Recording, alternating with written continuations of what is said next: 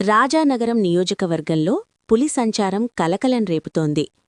గాడాల, కోలమూరు ప్రాంతాల్లో పెద్ద పులి ఉన్నట్టుగా సమాచారం రావడంతో ప్రజలు భయాందోళనకు గురవుతున్నారు.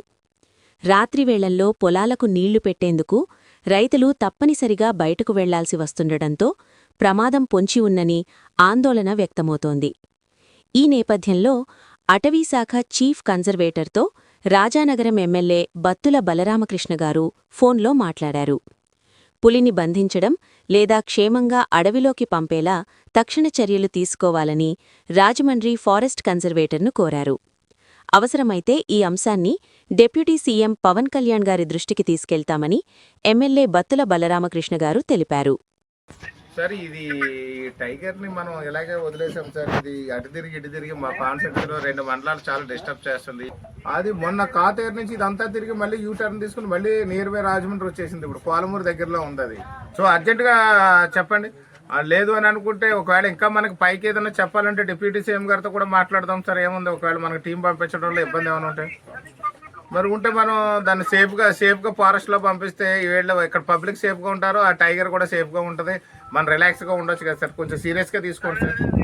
ఏదో ఒక దాన్ని ప్రత్యామ్నాయం చేయాలి కదా సార్. ఇప్పుడు దాని అంతటా అది ఎలా వెళుతుందో దాన్ని మనం కనిపెట్టుకుంటా పెడితే ఎప్పటికీ దానికి ఎండ్ అనేది ఉండదు. మనం ఏదో విధంగా ఫారెస్ట్లో పంపించేలాగా మీ దగ్గర టెక్నాలజీ ఉంటుంది కాబట్టి మీరు దాన్ని ఏదన్నా యాక్షన్ తీసుకోవాల్సిన అవసరం ఉంది సార్. ఎందుకంటే పబ్లిక్ ప్యానిక్ అయిపోతున్నారు సార్. వీళ్ళంతా కూడా టెన్షన్ పడుతున్నారు. ఎప్పుడు ఏం చేయాలో తెలియట్లేదు. స్కూల్స్కి ఏమో హాలిడేస్ డిక్లేర్ చేస్తున్నాము. ఇవన్నీ ఇబ్బందులు ఉన్నాయి సార్. ఇప్పుడు దాని ప్రాబ్లమ్స్ మీకు తెలుసు, దాన్ని ఏ విధంగా సొల్యూషన్ మీకే తెలుసు.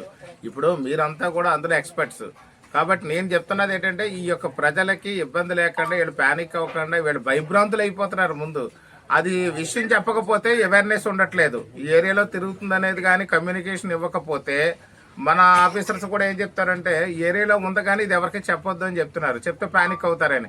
కానీ ప్యానిక్ అవుతారంటే వీళ్ళకి ఏది తీసుకోరు కదా. రేపొద్దున ఏదైనా ఈ పొలాల్లో ఇప్పుడు కమర్షియల్ క్రాప్స్ సార్ మాకంతా. ఇక్కడ ఏంటంటే మనకి పొద్దుతిరుగుడు ఉంటుంది, తర్వాత మొక్కజొన్న, ఇవన్నీ కమర్షియల్ క్రాప్స్.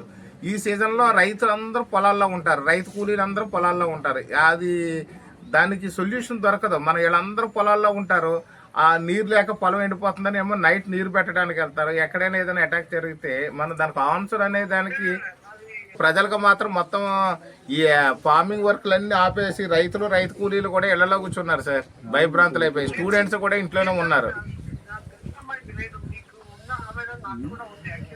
ప్లీజ్ సీసీఎఫ్ గారు ప్లీజ్ కొంచెం చూడండి సార్. కొంచెం సీరియస్గా యాక్షన్ తీసుకోండి సార్.